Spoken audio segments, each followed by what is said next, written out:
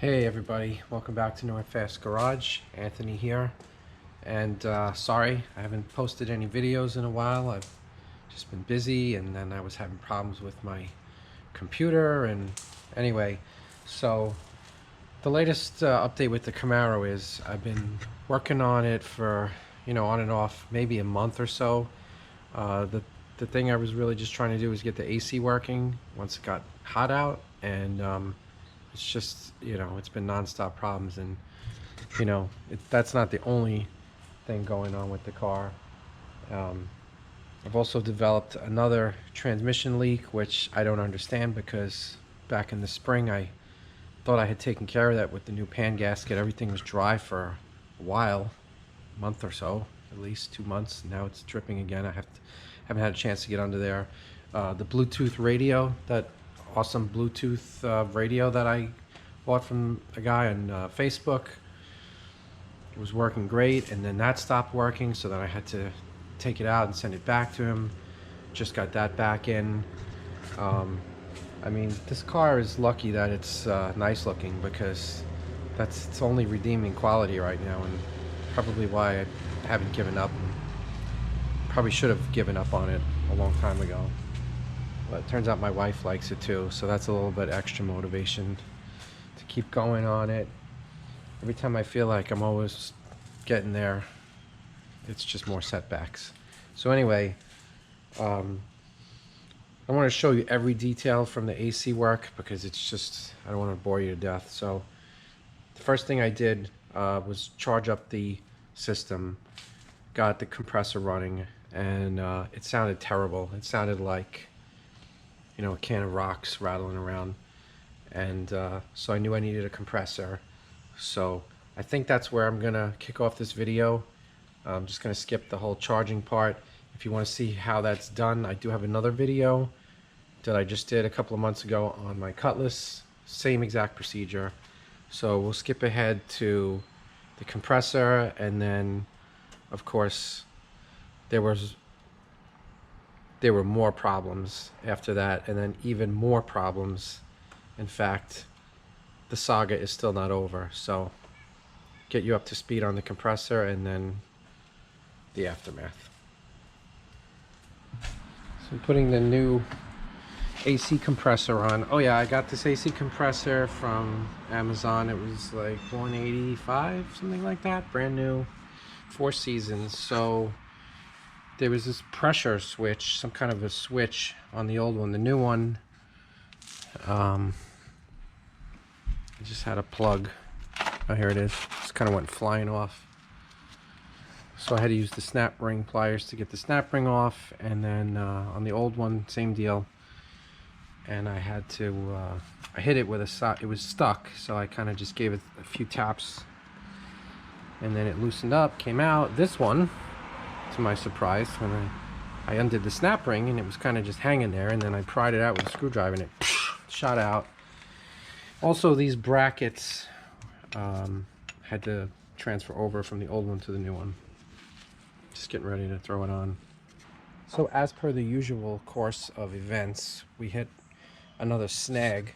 So I got the compressor, the new compressor, on, and unfortunately the pulley is a smaller diameter on the new one versus the old one. So even when you pull it all the way to the furthest adjustment, the belt is just a little too loose. So I'm gonna have to get a shorter belt, which is pretty annoying. And then the other thing I'm doing is I bought a new Orifice valve filter, whatever you call it, because with that old compressor sounding so bad, I didn't know if it was sending a lot of crap throughout the system. Figured I would, while it's all apart, take out the Orifice valve. So I guessed it was here, and I was right. This connection, real pain in the neck getting this undone. There's no room to get a big wrench in there. You've got all this, whatever this crap is in the way. But after struggling for a long time, I finally got it apart. And we can hopefully get this out without destroying it. Here we go.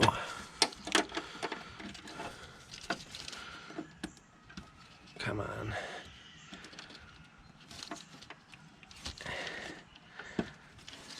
Oh yeah, that looks, wow. That looks really bad. Wow. Okay, so there was a lot of junk flowing through this system. That's bad. I've never seen anything like that. Yeah, so the right way to do this is to liquid flush the whole AC system, which I don't know. I don't know how to do that, so I'm gonna have to look into that because it looks like everything is full of crud, and if I leave it that way, it's probably gonna kill the new compressor. So okay, I'm gonna have to go and look into that next. So here's what we're up to next. So I undid this high pressure line. Looked very clean inside. I undid this line. It looked very clean inside. I undid this. Everything looked very clean. So what I did was I took some brake clean and I sprayed it into that line, which was where the orifice tube was, which where I saw all the crud. And I was spraying the brake clean in and I was expecting it to roll back out, but it didn't. So then I sprayed some compressed air into the line that runs back that way, and then a whole bunch of crud came out. Yeah. And I guess this is oil that was in the system. Let me check. Rusty substance. I don't know. So I'm gonna keep blowing that out until it's dry, I guess, and then please don't go into the car. Making a big mess all over the place, and then and then we'll just gonna put it all back together.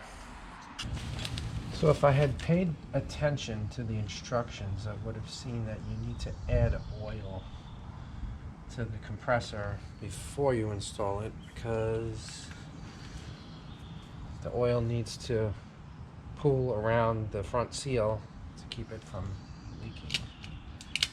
Because it says it's pre-charged with 3 ounces, but it needs a total of 6 ounces. So they give you half the oil. So I had to go get some PAG oil, which they had at AutoZone. So I'm gonna put 3 ounces in.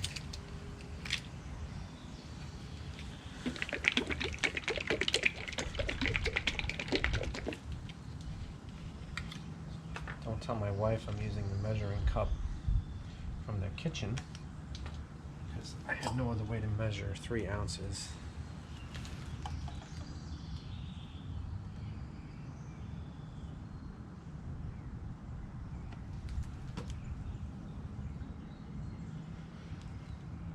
So I'm going to put half of it in one side, half of it in the other. I think that's what they want.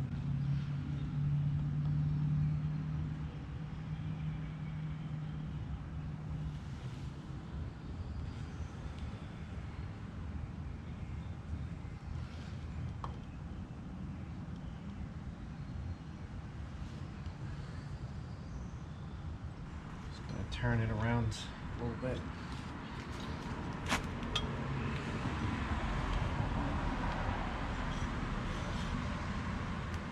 Yeah, you really can't. Well, whatever, it's all in there. I'm gonna figure out which gaskets are gonna seal this up. Looks like it's gonna be the gold and the green, but I'm not sure yet. They're different thicknesses, so I'm trying to find 2 even thicknesses, but yeah, see what happens there. I'm gonna put this back on until the compressor is installed. Hopefully keep the oil from seeping out. It tries to.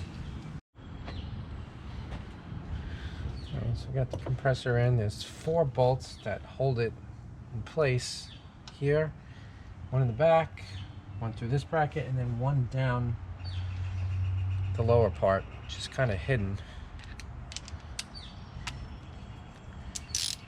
So I did end up getting a shorter belt. The pulley was smaller on this one. I think I already said that compared to the old one.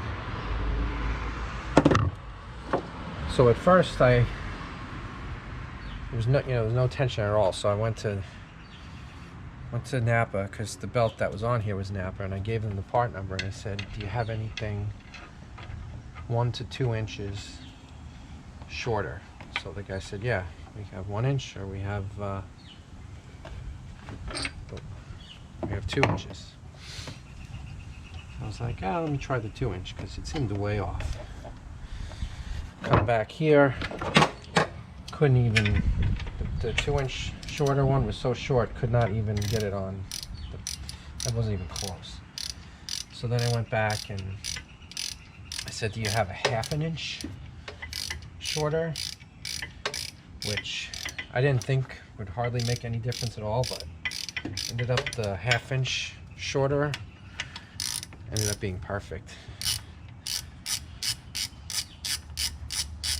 Sometimes when your belts are off, you just need a very slight difference in size.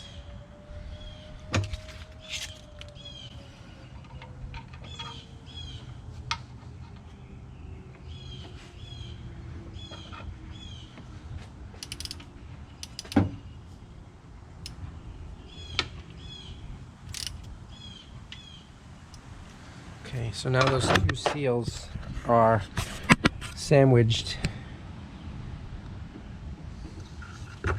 between the line set and the compressor, so hopefully I chose the right ones. You get the green one and the gold one. You know, normally I just drain and refill, but being I had to spend like almost $200 on a compressor, I'm gonna try to do it a little bit more correctly. So I did get a new receiver dryer to replace probably the original one. There could be moisture in there, contamination from when the old compressor went bad. So I'm going to swap that out now, put the new orifice tube in, and see if I can get my cheap vacuum pump to vacuum out the moisture in the system before we charge it up again. But it's a real hot day. It's almost 90. So good day to have AC working. Just want to show you there's one tricky part with the orifice tube. So here's the old one. So I got the new one in, and this is where it goes.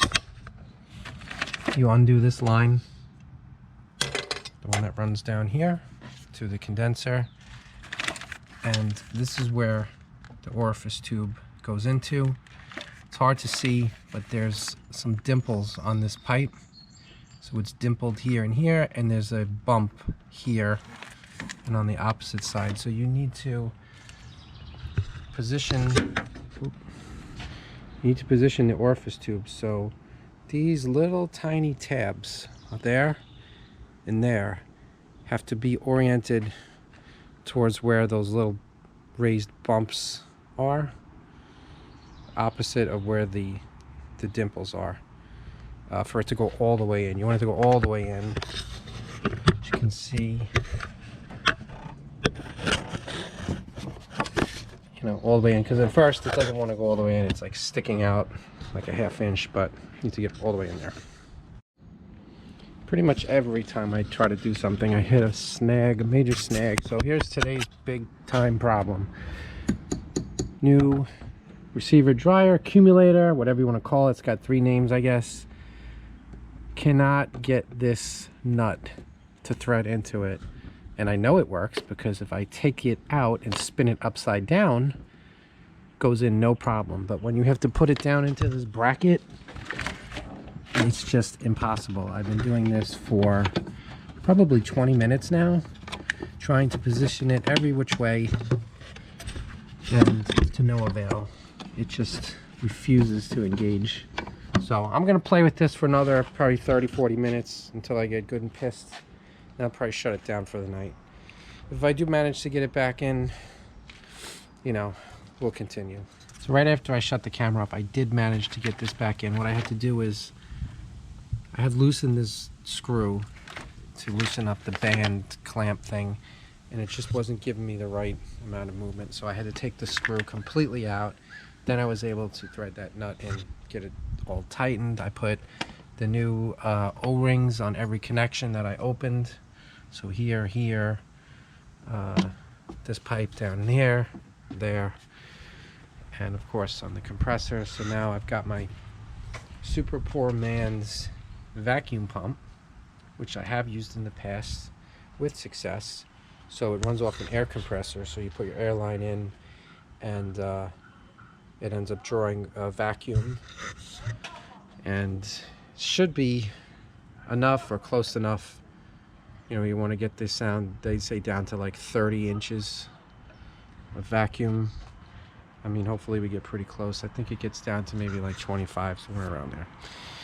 And then it's also a good test when you shut it off. You can see if, you know, you let it sit for a couple of hours, and if the vacuum holds steady, doesn't leak out, then you know, you have a good chance of not having some really terrible leaks. So anyway, I'm gonna put the compressor on now and let this run for, I don't know. I think it's supposed to be like 20 minutes or something, 30, I don't know.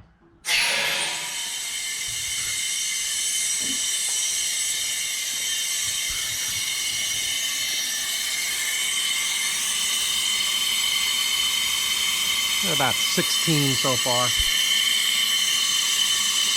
See if it gets better.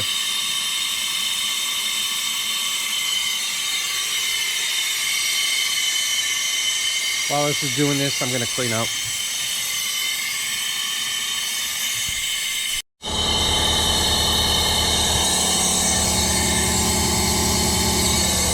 It's doing a little better now. I found one of the pipes was loose. I don't remember if I loosened it or I must have, but this one here, totally loose, so it wasn't really drawing down very much vacuum, and then when I shut it off, it would immediately escape. So I knew there had to be some big leak. Now we're like 25, and if I turn it off, it holds.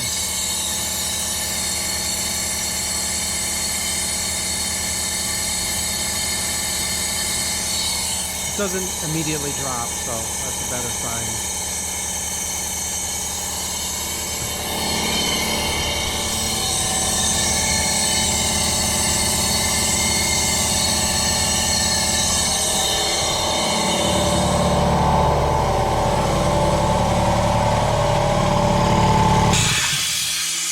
Man, it is hot back here.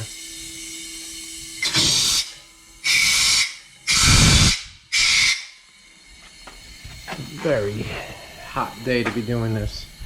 Now, the people that follow all the rules will tell you I'm doing this all completely wrong. You're supposed to hit 29 inches of vacuum for 30 minutes, blah, blah, blah. Well, listen, let me tell you. That's probably true. However, I did the same thing on the Grand National 10 years ago. New compressor, new orifice tube, new dryer, new O-rings, same device, vacuum pump, 26 inches for 30 minutes approximately. And here we are. That's with the R12. 10 years later, blows ice cubes. So whatever it is close enough. So hopefully the same holds to be true on the Camaro. Somebody saying hi. We will see. I am going to let it sit overnight. Hey, Justin! I'll let it sit overnight, see how it holds up, and if all is good tomorrow, we will charge it up. See how it goes.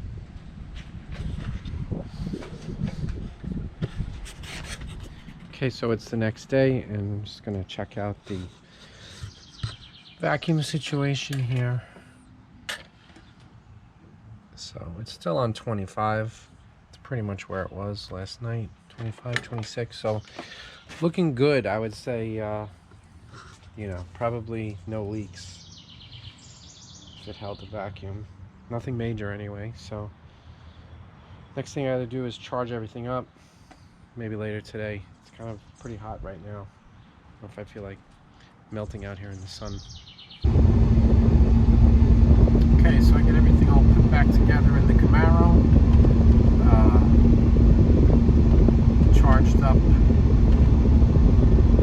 Charged up the system with 3 cans of R134A 12-ounce cans. I didn't show that part because I just did the same job on my Cutlass. So I'll put a link, go to my other video on the Cutlass that goes through the whole charging procedure. It was exactly the same on the Camaro.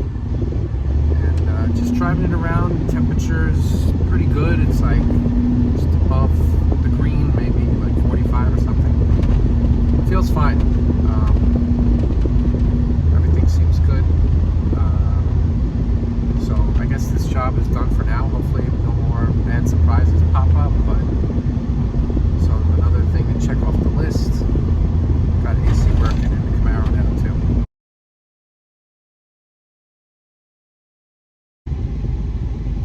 Yeah, so as soon as I said, I hope there's no more bad surprises. We had a few. But typical for this Camaro, right? Always something going on. So let me flip this around. So I noticed that when the AC is running, the voltage is down, you know, and it's not normally like that. Normally it's 13 or above. The other thing is occasionally, I guess when the compressor is engaging, I'm getting like a squeal, like a squeak. I already tightened the belt today earlier because it was really slipping. It's about as tight as I could possibly make it, so I just hope there's not anything wrong with the new compressor or the new compressor clutch that I put in, because it would just be such a pain to have to return it and recharge everything. Plus, not to mention the expense. I mean, I spent $40 the first time I charged it, only to have it all leak out, and then another $40 to charge it again. If I have to do it again, I mean, it's just getting ridiculous. Like, it's not worth it. So anyway, I'm gonna check out the voltage situation, see if this gauge is accurate, and put my multimeter on it.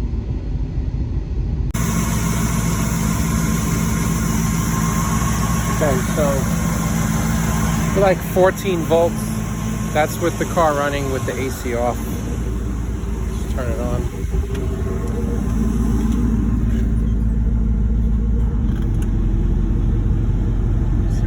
There.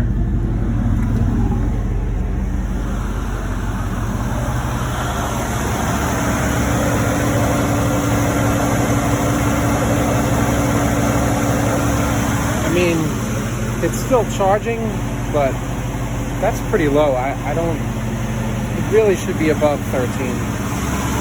It's dropping more too.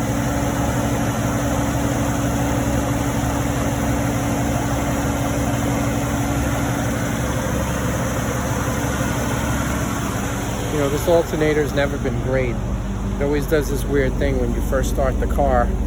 You have to rev the gas for the volt gauge to come up. So I don't know if there's something already wrong with it. I don't know if it's the right one for this car. But it seems like that might be the next issue I'm dealing with. I had this alternator in my attic. Never tried it. It's a PowerMaster 17294, which I looked up, and supposedly is 100 amp rated, so should be good for the Camaro, hopefully, if it works and if it fits. So I'm gonna give that a try now. So surprisingly, that went on pretty easily. It's pretty straightforward. Everything was clocked the same way as what was on here. I don't think this is the original one. Yeah, so we'll see how this one is.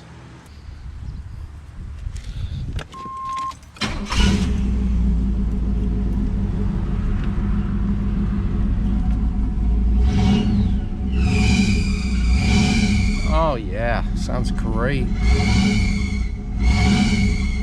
Awesome.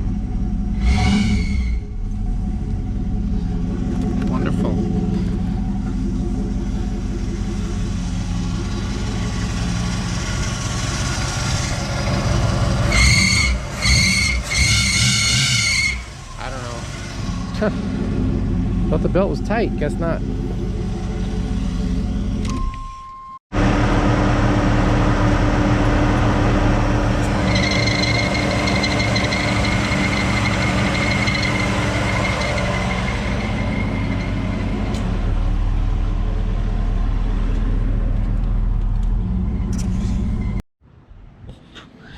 So of course, as usual with the Camaro, too good to be true, everything went on easy and started up. It's charging, and with the AC on, it is still charging at 14 volts, which is good. So we know the other alternator was the problem. However, there's a pulley on here, which is very deep groove, which I'm guessing, I don't know, but seems like it's not compatible with a regular V-belt. So I guess I'm going to try to take the pulley off of this one and put it on that one and see what happens. And if not, I'll just have to get a correct alternator for this car. But I was just hoping to use the chrome one for now because I had it, at least just to get by for the summer with the AC. Yeah, so let's see if I can do that. Okay everyone, so more time has passed, maybe another week or so. Had to order an alternator. The local store didn't have it in stock, so it's on there now. AC running, 14 volts, which is very good. This is the 94 amp alternator. There was a few different options for 84 Camaro, and 94 was the highest amp, which I believe that's what came on this car. It said Z28 with air conditioning.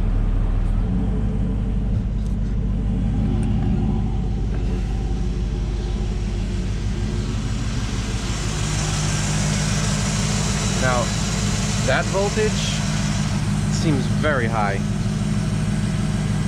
I've never seen an alternator put out that much, so I don't know if that's a problem, but I'm gonna have to check into that. But as usual with the Camaro, it's always something. You fix one thing and you have another problem or more. Okay, so it's been about another week and now we're on our third replacement alternator. It's 94 amp. Got it from the same local parts store, and yep, so we're going to give it a try.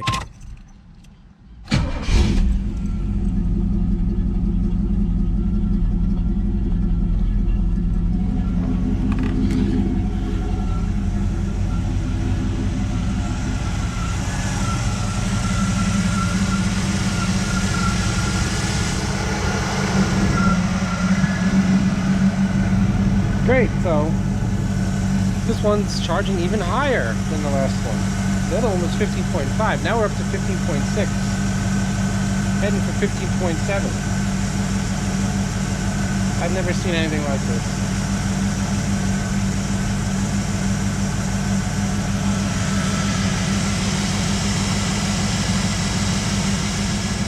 Alright, so I got my other multimeter just, to verify, and it's totally different. I mean, I don't know which one is more trustworthy, but this one did say low battery, so maybe its internal battery being low is affecting its accuracy. But that seems right. I mean, that seems like what I would expect. Put the AC on.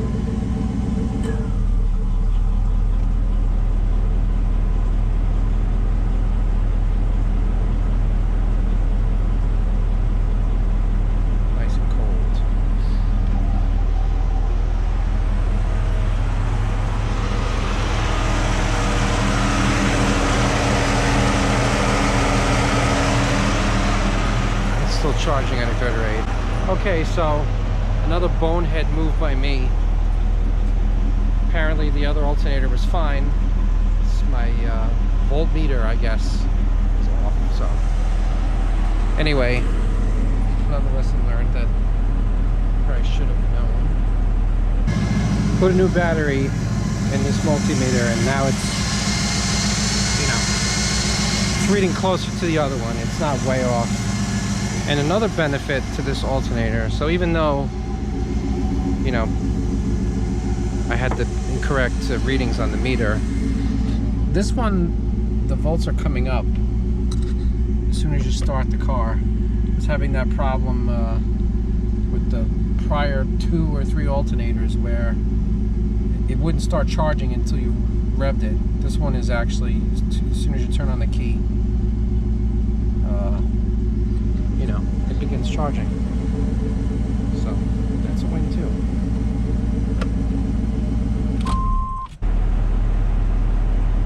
So I guess we could say this one's finally done. The AC is working. It's charging properly. It's a good thing because I couldn't take much more of this one. So now it's like halfway through the summer, and I can just actually enjoy this car and drive it around for a change. Got my Bluetooth radio back after that was fixed, and that's working now. So all's good for now until the next thing pops up. Anyway, thanks for hanging with this one. Thanks again. I do appreciate all the views, the likes, the comments, the subscriptions have been coming in. Really appreciate it, guys. Thanks for watching. See you again soon.